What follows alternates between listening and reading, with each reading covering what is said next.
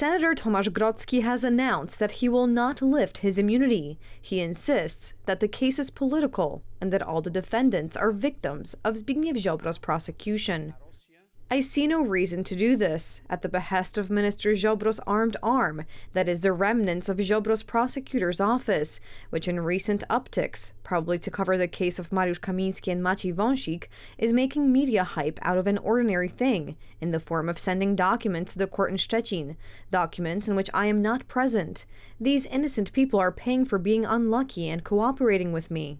According to the prosecutor's office and investigators from the Central Anti-Corruption Bureau, the procedure consisted of demanding money from patients in the amount of 10,000 zloty each in exchange for admitting them to the hospital out of the queue and performing a procedure reimbursed by the Polish National Health Service. Patients' payments were accepted into the account of the Transplantation Assistance Foundation. Not everyone could afford the payments. The prosecutor recorded many dramas in his protocols. I can cite the example of a very obese person who, because of this, could only sleep sitting up, because otherwise the person suffocated. The person was in need of an urgent surgery in order to not only function, but to survive. The presidents of the foundation, Juliusz P., Bartosz K., and Krzysztof K., were charged with the crime of so-called money laundering. It was established that payments were accepted from 217 patients in the total amount of more than 2,300,000 zloty. The initiator of the method of accepting payments was alleged to be the former director of the specialized hospital in Szczecin-Zdunowo, Professor Tomasz Grotsky. Here, the indictment does not include Mr. Grotsky because he is still protected by immunity, and as long as the immunity is not lifted, the prosecutor cannot issue an order to present charges or to even question him. On October 6th, the regional prosecutor's office in Szczecin sent a second request to the Senate to lift Tomasz Grotsky's immunity. The first was filed back in March 2021, but after more than 14 months, the upper house did not agree to prosecute him. The prosecution wanted to charge him with 4 counts of accepting financial benefits. I can make such an appeal to the senator, but also to all those who are afraid of being judged by the court. More courage, more faith in the Polish rule of law, in Polish democracy, and the independence of the courts. All the more so because today the reins of power are precisely in their hands. It is worth noting that it has been 1,019 days since the first motion was filed to lift Tomasz Grotsky's immunity. Mr. Grotsky has had many days to think about the possibility of giving up his immunity and explaining the case to the end, proving his innocence in court.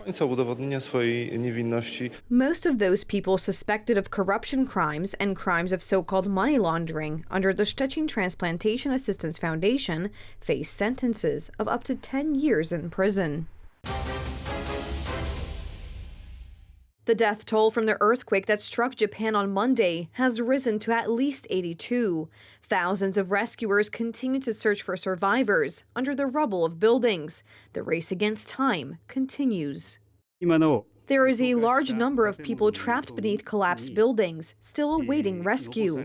The situation in the affected area is very challenging, but from the perspective of saving lives, we are making all efforts to rescue and to provide life-saving aid to as many people as possible before the crucial 72-hour period following the disaster elapses this evening.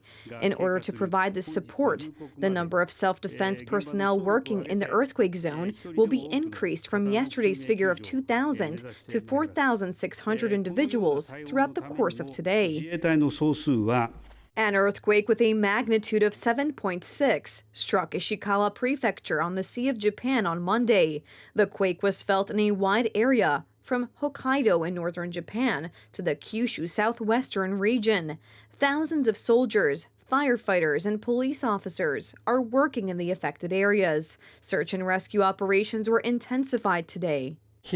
My biggest worry, whether or not these people will be able to return here. It's terrifying. My elderly parents-in-law are by themselves. They are almost 80 years old. They have no water. So first of all, I thought I would bring some water, food items as well, and to keep warm, kerosene and heating pads. I think the water situation will be the worst. We had drinking water stocked at home, but don't know how long that will last. I'm worried about that. There's no running water, no toilet, and we can't wash our hands. There are little babies in the evacuation center, and my biggest worry is that they don't get infected with COVID or influenza. Rescue operations have been hampered by impassable, cracked roads, as well as aftershocks. More than 600 aftershocks have been reported since Monday. Local authorities report many cases of people trapped under the rubble of collapsed buildings. In Ishikawa Prefecture, 33,000 evacuees are still unable to return to their homes, and another 30,000 remain without electricity. In Ishikawa and two neighboring prefectures, 110,000 households have no running water.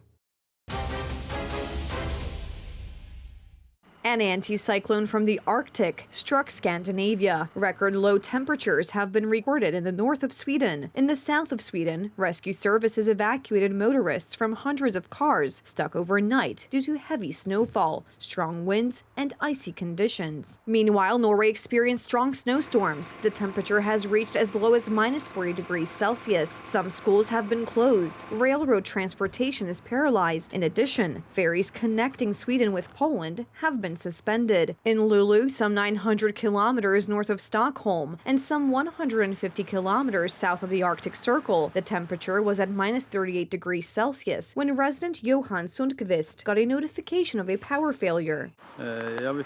We got an alarm on the clock that the power went out, and we got that notification at 4:10. What did you do then? I went up to see how cold it was, and it was minus 38 degrees, so the only thing to do was to get up and fire up the tile stove.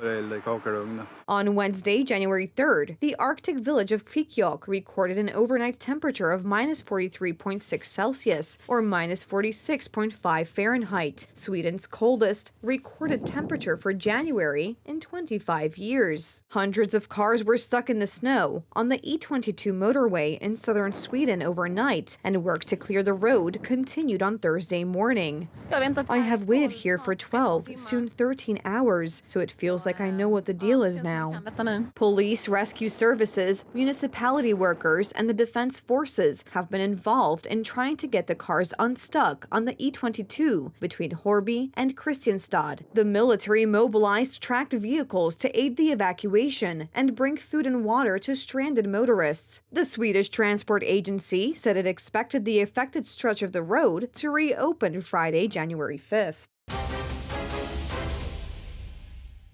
Despite the crackling cold, Queen Margrethe II of Denmark, Europe's longest-serving monarch, rode through the streets of Copenhagen in a gold-plated horse carriage for the last time as monarch. Next week, she will hand over the throne to her eldest son, Crown Prince Frederik. On January 14th, she will abdicate after 52 years on the throne. I think I like the Queen pretty much.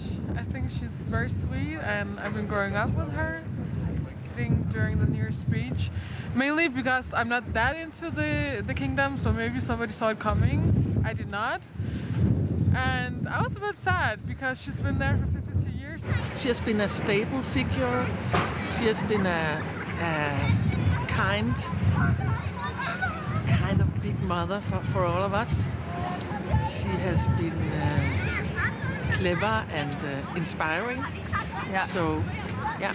She's creative and always is always there every New Year's Eve. So she also marks the beginning of a new year. She's always there.